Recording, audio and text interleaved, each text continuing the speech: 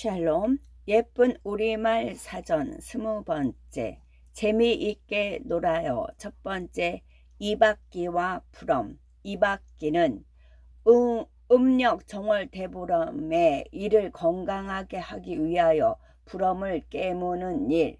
부럼은 음력 정월 대보름날 새벽에 깨물어 먹는 열매로 딱딱한 땅콩, 호두, 잣, 밤, 은행 따위를 통틀어 이르는 말. 정월 대보름에 딱딱한 과실을 깨물면 한 해 동안 부스럼이 생기지 않는다고 합니다. 이때 까서 먹는 밤, 잣, 호두 따위의 딱딱한 과실을 통틀어서 부럼이라고 하지요. 그리고 이 부럼을 씹는 것을 이박기라고 합니다. 지방에 따라 부럼을 보름이라고도 하는데 이는 잘못된 말입니다. 이박기와 비슷한 말로 이구치라는 말도 있는데 잘 쓰이지 않는 말이지요. 얘들아, 부럼 먹자. 열심히 이박기해서 올해도 건강해야지. 그런데 부럼 깨물다가 이가 망가지면 어떡해요? 두 번째, 고누. 땅이나 종이 위에 말밭을 그려놓고 두 편으로 나뉘어 말을 많이 따거나 말귀를 막는 것을 다투는 놀이. 고누는 바둑이나 장기와 원리는 비슷하지만 놀이를 하는 방법이 더 간단합니다. 아무 종이나 심지어는 땅바닥에다 말밭을 그려놓으면 고누판이 되거든요. 그리고 크기가 비슷한 작은 돌멩이나 나무 조각 따위로 말을 삼지요. 놀이 방법이나 규칙도 동네마다 또는 두는 사람마다 정하기 나름입니다. 오늘날 여러 게임에 비하면 매우 단순한 놀이지요. 옛말에 우물고누초수라는 말이 있습니다. 한 가지 단순한 방법 말고는 별다른 길이 없다는 말이지요. 아빠랑 고누 한판 할까? 저는 고누보다는 컴퓨터 게임이 더 재미있는데. 세 번째, 먹구. 주먹 속에 쥔 물건의 수를 알아맞히는 아이들의 놀이. 먹국은 주먹 속에 쥔 물건의 수요를 알아맞히는 놀이입니다. 흔히 볶은 잣이나 콩을 몇 사람이 제각기 몇 개씩 쥐고 모두 함께 내밀지요. 그러면서 전체의 수를 알아맞히는 사람이 그것을 모두 먹는 놀이입니다. 그런 놀이를 하는 것을 먹국하다라고 하지요.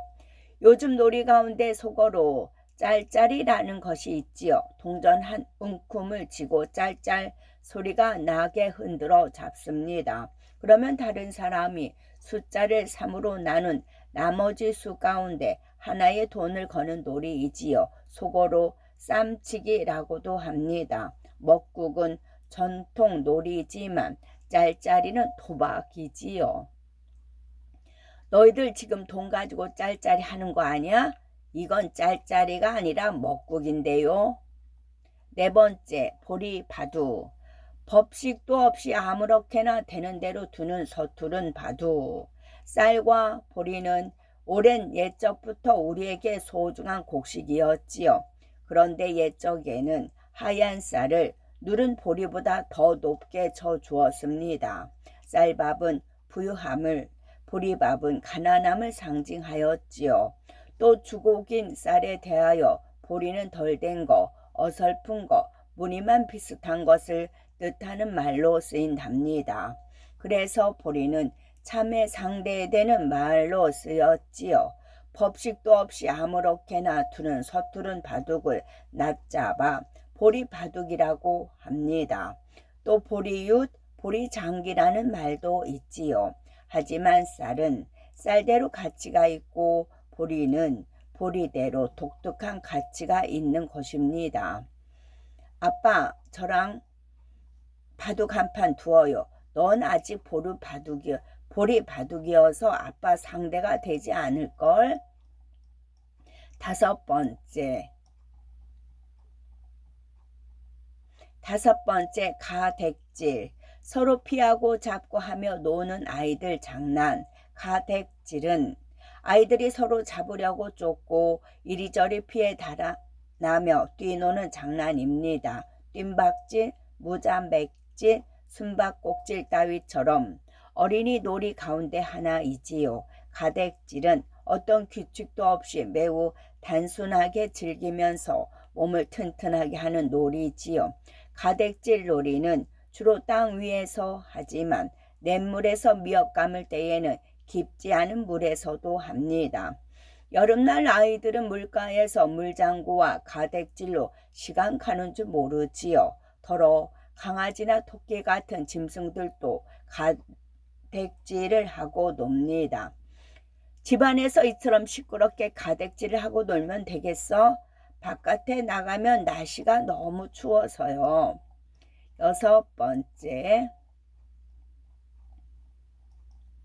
여섯 번째, 풍계무지. 아이들 장난의 한 가지, 보물이라며 물건을 감추어 두고 서로 찾아내는 놀이. 풍계무디는 본디 음력 정월에 하는 여자들 놀이였습니다. 하지만 여자아이들은 아무 때나 풍계무지를 하였지요. 한편이 작은 콩 같은 것을 풍계를 묻는다 하며 어디엔가 숨기면 다른 편이 그것을 찾는 놀이지요. 학교 소풍 때 하는 보물찾기도 풍계무디에서 비롯된 것이랍니다. 풍계무디와 비슷한 놀이로 풍금땡금 놀이라는 것도 있습니다. 여기저기서 저마다 보물을 가진 듯이 풍금땡금 소리를 내며 보물을 돌리면 술래는 보물을 찾는 놀이입니다. 누나, 우리 풍계무지하자. 풍금땡금 풍금땡금. 풍계무지하면서 웬 풍금땡금이니? 일곱 번째, 비사치기. 손바닥만한 납작한 돌을 세워놓고 얼마쯤 떨어진 곳에서 돌을 던지거나 발로 차서 맞춰 넘어뜨리는 놀이지요. 비사치기는 비석치기에서 나온 말입니다. 손바닥 크기의 납작한 돌을 땅에 비석처럼 세워두고 그것을 맞히는 놀이지요. 5에서 6m 정도 거리를 두고 두 줄을 그은 다음 두 편으로 나눈 뒤 진 편은 비석을 세워놓고 이긴 편은 돌아가며 자기 돌로 비석을 맞춥니다.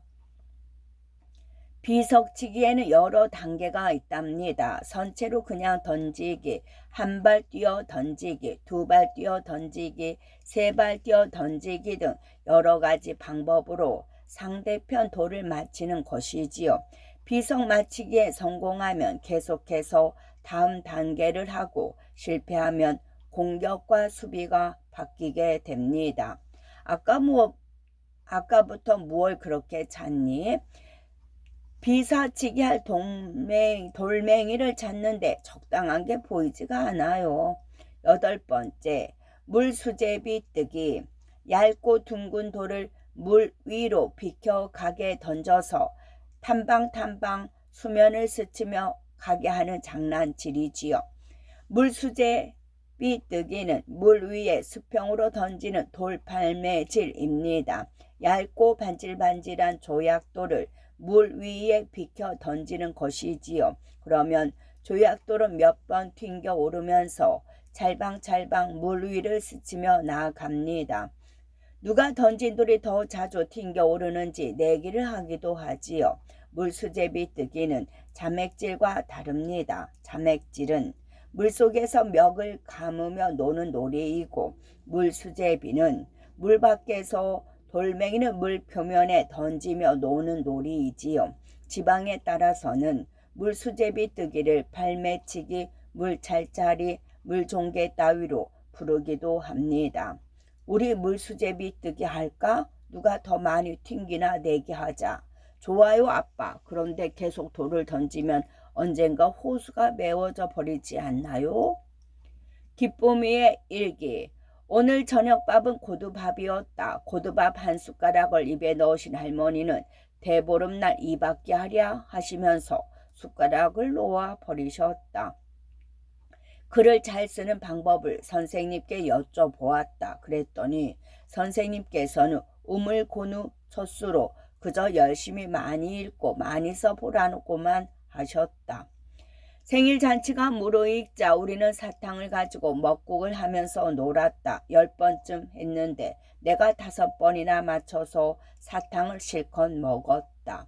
동생과 아빠는 바둑을 두었다. 아빠는 동생에게 보리 바둑을 둔다고 놀렸다. 하지만 동생은 보리 바둑이면 어때요? 재미있으면 되는 거지 라며 열심히 바둑을 두었다. 그런 모습이 대견했다. 할아버지 제삿날이어서 사촌 형제들이 여럿 모여 방 안에서 가댁질을 하고 놀았다. 그러다가 시끄럽다며 어른들께 야단을 맞았다. 가댁질은 밖에서 해야 한다는 것이었다. 친구들과 풍개무지하고 놀다가 내가 아끼던 머리핀이 진짜로 사라지고 말았다. 지금 생각해도 너무나 아깝다. 도시에서는 할 만한 전통 놀이가 없다. 비사치기를 하려 해도 돌멩이가 있어야지. 무수히 쏟아지는 햇살이 호수 위에서 부서지고 있었다. 물수제비 뜨는 아이들 웃음소리가 햇살과 함께 번져 나갔다. 끝.